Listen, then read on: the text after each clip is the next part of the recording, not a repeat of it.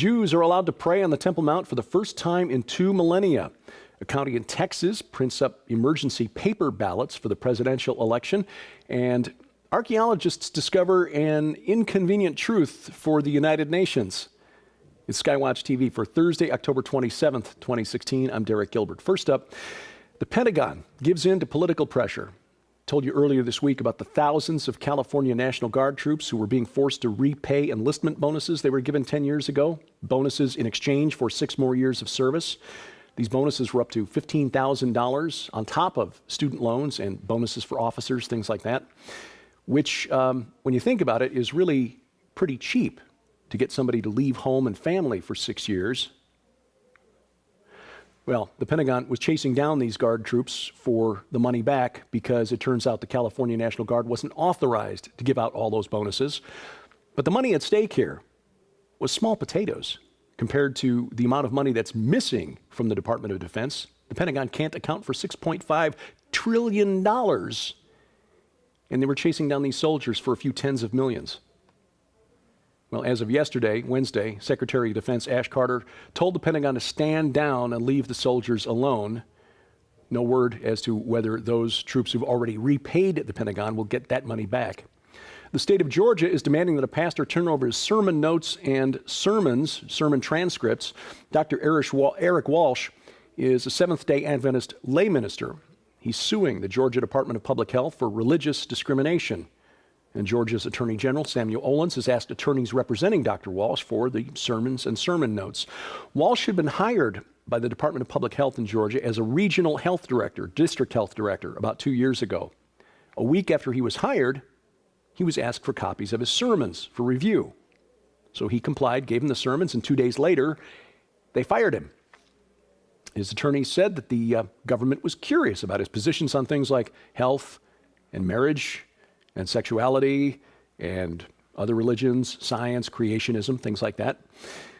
The question here is whether the request for his sermons and sermon notes is legal, and of course whether this is just the tip of the iceberg. If other pastors around the country will soon face similar requests. The city of Houston tried to do something similar to pastors that opposed the shared bathroom ordinance there that the mayor of Houston wanted to, and city council passed. Walsh had previously been the public health director for Pasadena, California, but he was pressured to resign there a couple of years ago after LGBT activists found copies of his sermons online. The world's first commercial driverless delivery took place just the other day in Colorado Springs.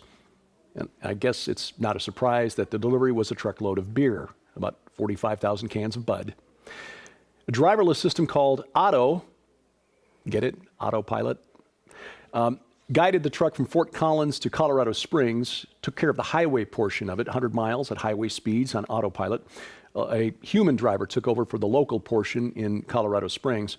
According to the report, Anheuser-Busch paid the going rate, about $450 for the delivery, but some big hitters, both trucking companies, automobile manufacturers, other companies like Uber and Lyft, investing in driverless technology. So you can bet that this is coming soon to a highway near you. And in fact, I'd be willing to guess that over-the-road truckers will soon be an endangered species. Self-driving cars are coming too. 5 cities have been chosen for a test funded by former New York Mayor Michael Bloomberg and the Aspen Institute, which is a globalist think tank based in Washington, D.C. The cities in the program include Nashville, Austin, Los Angeles, Paris, and Buenos Aires. There'll be 5 more cities chosen later this year. You see, technocrats are always looking for ways to more efficiently control society, which means, of course, controlling the way we live. So, driverless cars, just one way.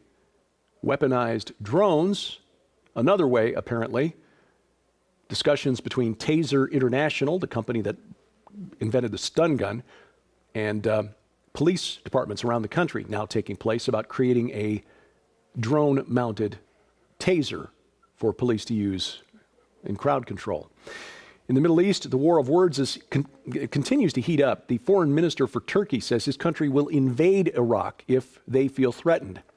And he pointed to Turkey's support of Syria's rebels as an example of how Turkey took the threat to its security there seriously. Of course, the question is whether the Turks thought the threat was from the Islamic State or from the Kurdish YPG militia. The Turks consider the YPG a terrorist organization, even though they're technically an American ally in the fight against ISIS. And speaking of, we told you Tuesday how witnesses said fighters for ISIS were fleeing Mosul. That's the city, their main urban stronghold in northern Iraq, heading west along a highway that connects it to Raqqa, which is the Islamic State's capital in eastern Syria. Now CNN is reporting that ISIS fighters are heading into Mosul, quoting witnesses as saying that hundreds of ISIS fighters have arrived in Mosul from Raqqa in recent days wearing distinct uniforms and suicide belts. The fight in Mosul is already ugly. It looks like it's going to get worse.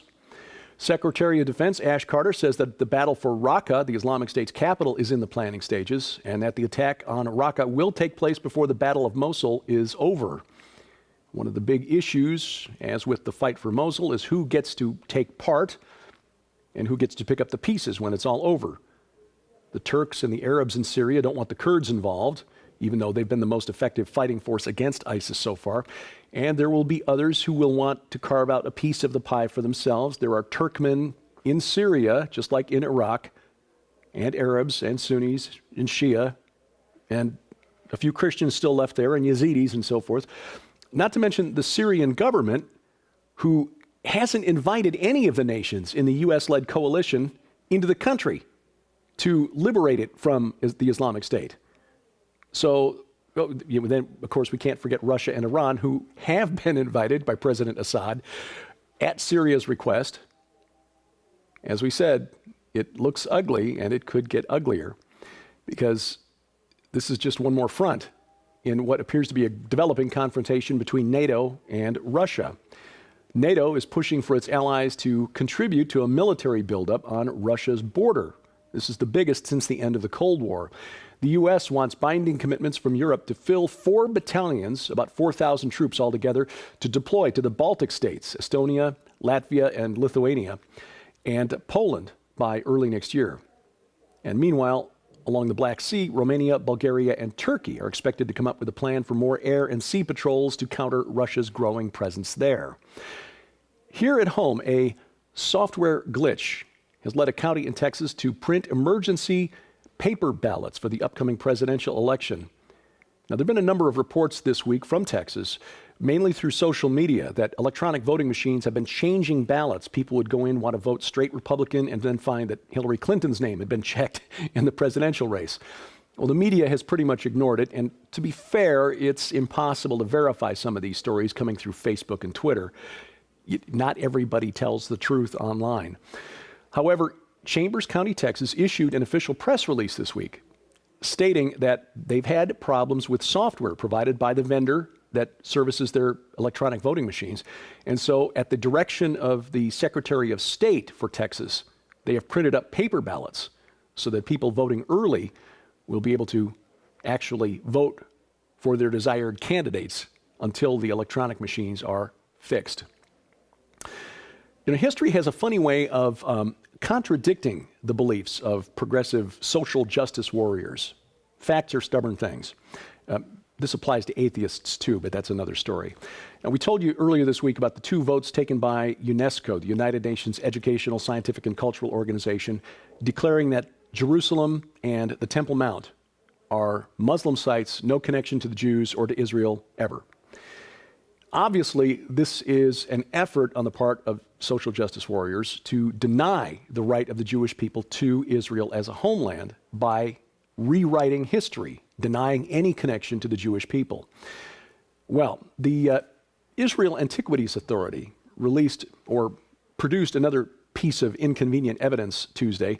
It's a piece of papyrus measuring 1 inch by 4 inches, dated to the 7th century BC. It's 2 lines of script in Hebrew. It says, quote, "From the king's maidservant, from Na'arat, jars of wine to Jerusalem." Now, the significance here is that this is the oldest reference to the city of Jerusalem in Hebrew ever found, and it's 2,600 years old. Remember, Muhammad wasn't born until about, 1,400 years ago. Now, in response to the UNESCO resolutions, possibly, a record-breaking number of Jews ascended to the Temple Mount over the 3-week holiday period that included Rosh Hashanah, Yom Kippur, and Sukkot. And in a reversal of policy, some Jews were even allowed to pray there. Now, it wasn't open prayer, it was private prayer, but usually the Jordanian police and Israeli security forces will quickly escort anyone who tries to pray, who's not a Muslim, off the Temple Mount. The change is probably temporary and unofficial, but coming right after the UNESCO votes designating it an exclusively Muslim holy site, it is significant. Of course, having said that, we should point out that not all Jews are quite as dogmatic about the evidence for the existence of Jesus. Many rabbis refuse to consider Jesus an historic person in spite of eyewitness testimony. And of course, his impact on the world, which is documented by writers outside the Bible, writers from the first century outside the Bible. But a new bit of evidence that really, it's no way to know for sure whether this is authentic or not, but it is held to be so by tradition. A burial slab that many Christians believe was the one on which Jesus was laid from the tomb of Joseph of Arimathea is being uncovered by scientists for the first time in centuries. This is from the Church of the Holy Sepulchre in Jerusalem. Again, no way to know for sure, but tradition holds that this is the one from the tomb. The slab had been enclosed in a structure called the edicule since at least 1555 AD. The world's tallest church tower is in danger, slowly disintegrating at its base because of human urine. The tower is part of the Ulm Minster Church in Ulm, Germany. You see, salts and acids from centuries of drunk partiers are eating away at the stone at the base of the tower. Local police, to try to put a stop to the practice, have increased the fine for public urination to 100 euros. And finally, stories of strange lights in the sky over Phoenix. Tuesday, residents contacted local media there, television stations, newspapers, claiming that unidentified objects were flying from north to south over the East Valley. Maricopa County Sheriff's Police said that they didn't hear any reports. For all we know, it could be the government trying to keep tabs on Sheriff Joe Arpaio. The Phoenix Lights, of course, was the name given to a UFO flap from March of 1997. It's still held up by true believers in the ET phenomenon, a UFO phenomenon, as an example of an authentic UFO sighting, although it is far more likely that the Maryland Air National Guard A-10 Warthogs that dropped flares during a training mission that night were really responsible for the Phoenix Lights. This week, SkyWatchTV discusses future technology, not UFOs per se, although I suppose high-tech drones could count, but genetics, robotics, artificial intelligence, nanotechnology, the effects of those technologies on fighting war, but also on how it might change humanity, as in the creation of super soldiers. Lieutenant Colonel Bob McGinnis is the guest on SkyWatch TV this week. The program airs on the Victory Television Network tonight down in Arkansas at 6 p.m. Central Time. Kalamazoo, Michigan will see the show tonight at 6:30 p.m. Central Time. And then Saturday, the Victory Television Network, 3:30 p.m. Central, and WCLF in Tampa, St. Petersburg, Saturday evening at 6:30 p.m. And this week, as a SkyWatch TV web exclusive, a second interview with Lieutenant Colonel McGinnis, something we couldn't fit into the network television schedule, so you get a bonus. It's an important book, his book, Future War. To find out more about it, you'll find it online, the SkyWatch TV channels on Roku and YouTube, and online at our website, skywatchtv.com. We create a more portable version of the program for you, the SkyWatch TV podcast, audio versions of all of our programs and web exclusives. You'll find that online at the website, skywatchtv.com. Click the link in the top menu bar that says podcast. Just a few days until Halloween, and so our thank you gift for your support during the month of October, very timely. We'll send you a copy of the book God's Ghostbusters, an analysis of the various memes and tropes that we see every year at the Halloween season from a Christian perspective. You'll get a copy of the book for your donation of any amount during October. For information and to donate, log on to skywatchtv.com/donate. Now, just one final thing. If you're sharp-eyed, you've noticed I've been wearing this tie every day this week. I know in the grand scheme of things, this is kind of unimportant, but the Chicago Cubs are in the World Series for the first time since 1945. And by the way, thank you to our friend Mark Combs author of the book End the Beginning, an excellent book on the historic nature of Noah's flood and why it's important. Mark, thank you.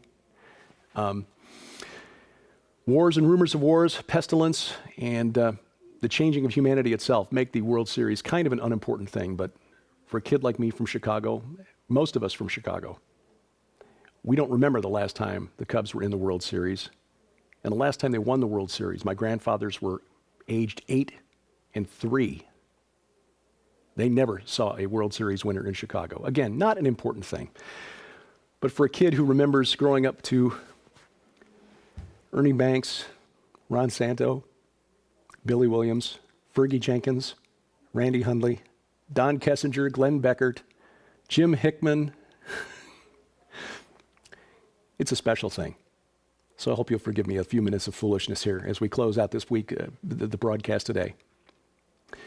A family in Chicago decorates their home every year for Halloween. And while we don't condone celebrating Halloween as Christians, have to admit this is pretty cute. Steve Goodman, who you probably know from the song City of New Orleans, made famous by Arlo Guthrie, wrote the song that Cubs fans sing at the end of every Chicago Cubs victory, Go Cubs Go. This family set it to lights in Chicago. Until tomorrow, for Sci Friday, we thank you for watching. I'm Derek Gilbert. This is SkyWatch TV. Go Cubs Go.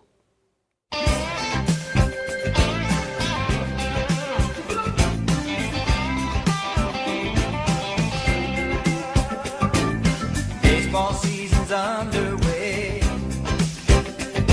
Well, you better get ready for a brand new day. Hey, Chicago, what do you say?